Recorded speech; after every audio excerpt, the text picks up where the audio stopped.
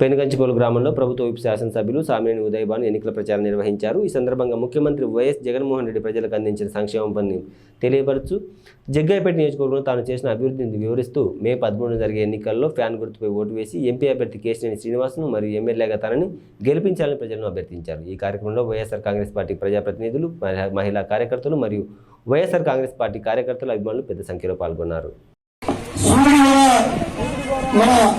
కార్యక్రమానికి మద్దతు ఇచ్చాడు. కాబట్టి 13వ తారీఖు జరగబోయే ఎన్నికల్లో వైఎస్ఆర్ పార్టీ పార్లమెంట్ సభ్యుడిగా కేసీఆర్ నాని గారు ఎన్నికల గుర్తు ఫ్యాన్ గుర్తు, అలా సామాన్యులు ఉదయభాను నాకు మీరందరూ ఎమ్మెల్యే గుర్తుగా గుర్తు వేసి ఫ్యాన్ గుర్తుగా గుర్తు వేసి మీ అందరి ఆశీర్వదించండి. నాకు దాదాపుగా 60 లక్షల రూపాయలు స్కూల్ అభివృద్ధి చేస్తున్నా. స్కూల్ అంటే పేదవాళ్ళు చదువుకునే స్కూల్, మధ్యతరగతి కుటుంబాలు చదువుకునే స్కూల్.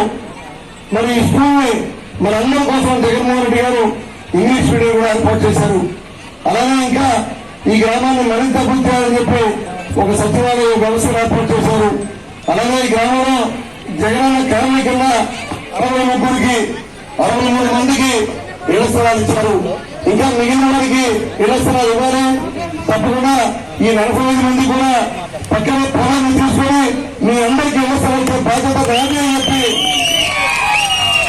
ఈ గ్రామంలో ఇంటి స్థలం లేదు అని అందరికీ ప్రతి ఇంటికి ₹1,00,000 నుండి ₹3,00,000 మీ అందరికీ కూడా అందని మన మహిళల కళ్ళల్లో ఆనందం చూడాలని చెప్పి ఆ రోజు రాజశేఖర్ గారు ఏదైతే కళ్ళకన్నారో అలానే మళ్ళీ జగన్మోహన్ రెడ్డి గారు కూడా మహిళలకి ప్రత్యేక పూజలు వేశారు.